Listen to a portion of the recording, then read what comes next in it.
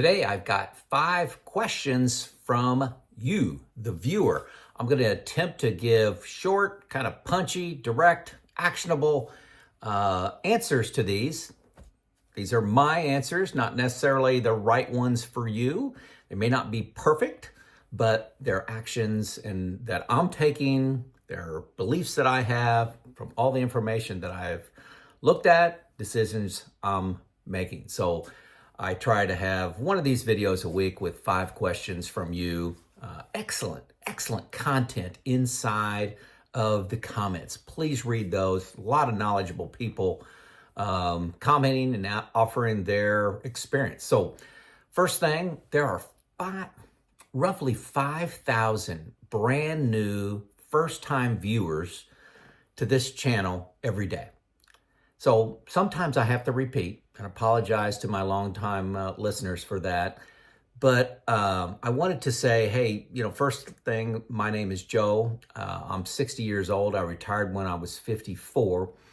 And I'm sharing my journey not to be a prescription or a direct path for you to take, but really just a case study of somebody that's retired and decisions they made, why'd they make them, crazy things I do, and just maybe give you a little more confidence to start your retirement journey, maybe 1, 2, 3, or 4 years earlier than you thought was possible because you saw some of the tools I made, some of the decisions that I've made. Sorry about my phone ringing over here. But let's get into it. Number 1, are you making any changes to your investments given the new administration? Republicans control the House, Senate, the Supreme Court. There's talk of tariffs, ending wars, focusing on energy independence, defocusing on climate change.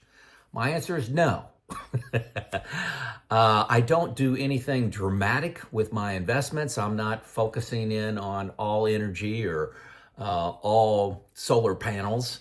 One of the things that, whatever political views you have, and this is not going to be a political answer, but Trump's obviously different than past presidents.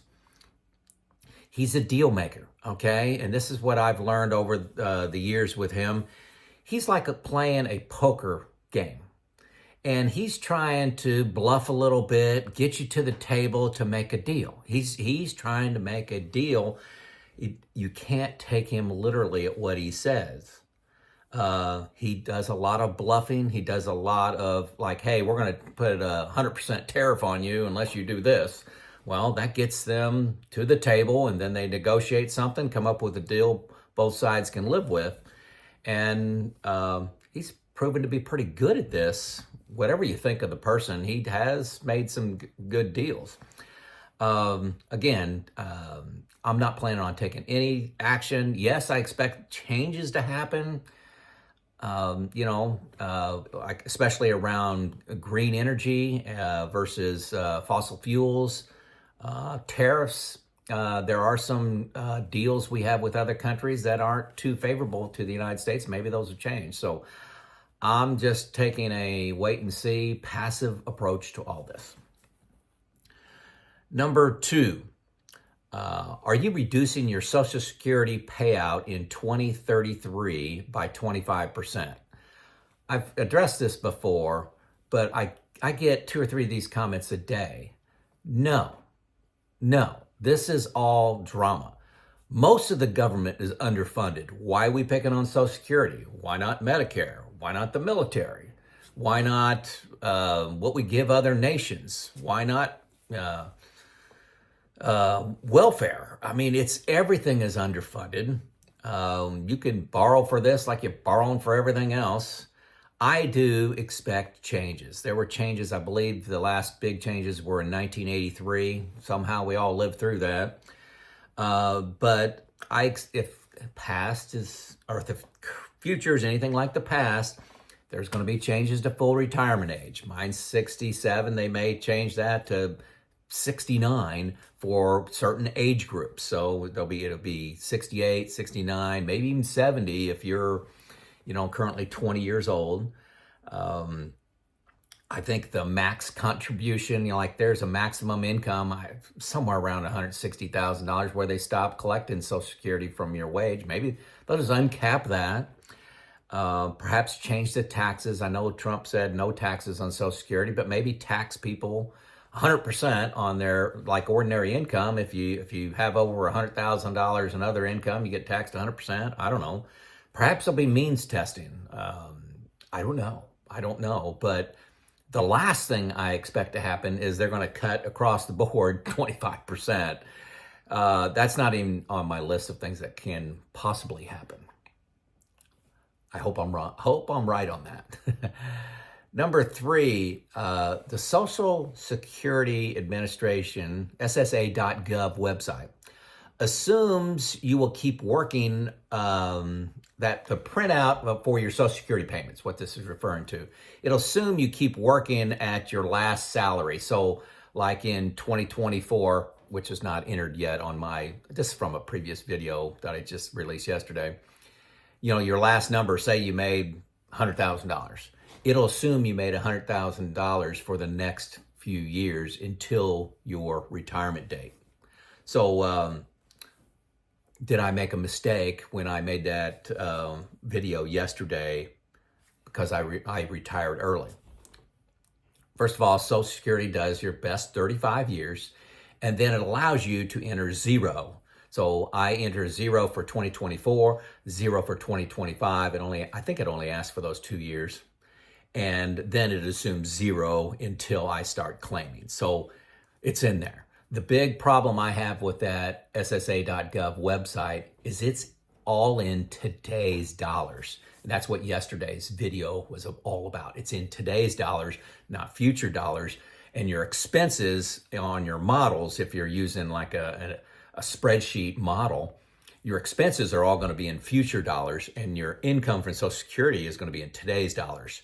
That's a problem. That's a mismatch. So you got to put both of them in today's dollars or both of them in future dollars.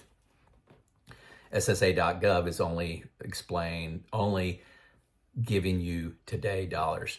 No inflation, no COLA. Okay. Number 4, what's a good Monte Carlo score, and how do you use Monte Carlo score in your planning? Well, I like the number of 85. That's just, I don't get hung up on that. If somebody told me they like 80, I'm not even going to have a debate with you on that. I don't care. But 85 sounds pretty good.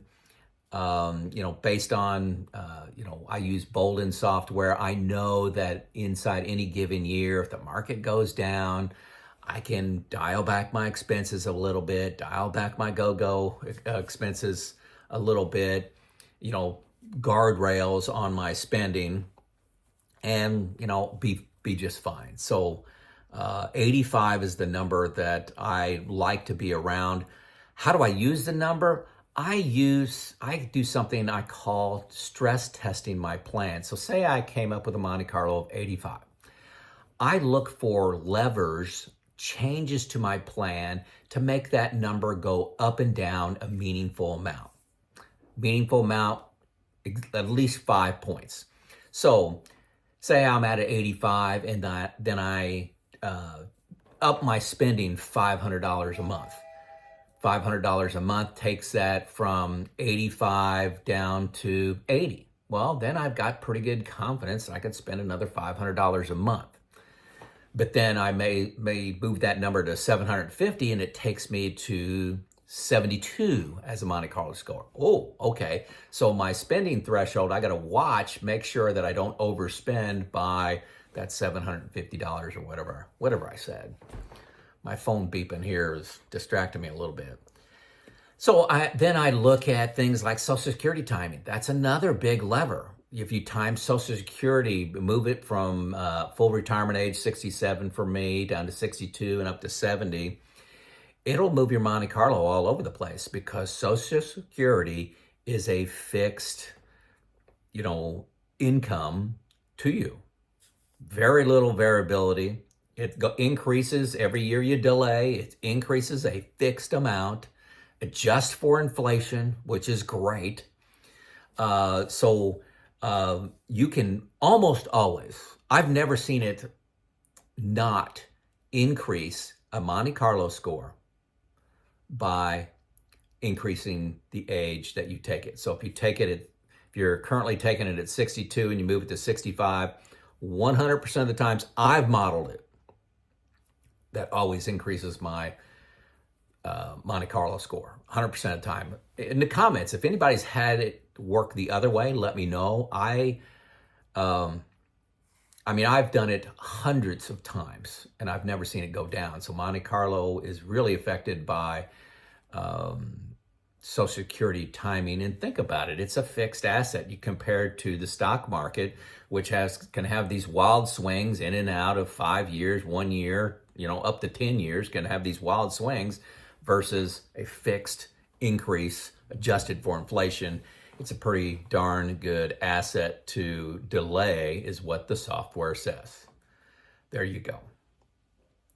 Number 5, does the Boldin software that I like, first link below, it's by far the best software I've seen out there. Nothing else is close. And I have a lot of videos demoing it. Use my link for free 2 weeks. Does the Boldin software account for long-term care? Yes, there's an entire section on long-term care. It's got a click down where you can select, I have insurance for this, and and that would be in your expenses. And then you can use your home value, or you can go out of pocket. If you do nothing, it assumes like $200,000 every year for long-term care. So a lot of people, if you ignore this section and do nothing at the 2 years right before your mortality date, you'll notice these massive spike in expenses, and you dig into that and say, oh, that's my long-term care coming in. So you can set it to 0 if you want to, like ignore long-term care. That's my option, is I'm planning on self-insuring for that and setting money aside for that. But yeah, Boldin, it's right in there to address long-term care. There you go. Let me know if you got any more questions, and maybe I'll create a video with your question in it. This is Joe out.